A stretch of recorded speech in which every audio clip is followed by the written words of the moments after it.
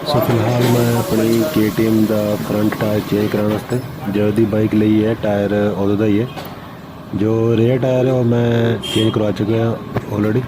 तो फिलहाल मैं चंडीगढ़ के SD टायर केयर के रेयर टायर भी इतने चेंज कराया सी MRF का, तो फ्रंट भी इतने करा रहे हैं।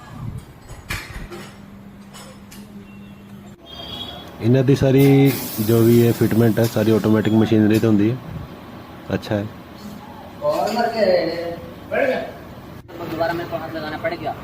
सो भाइयों ने फिट कर रहे टायर, हुण होएगा लीन। सो फाइनली टायर पै चुके, सो लेट्स गो।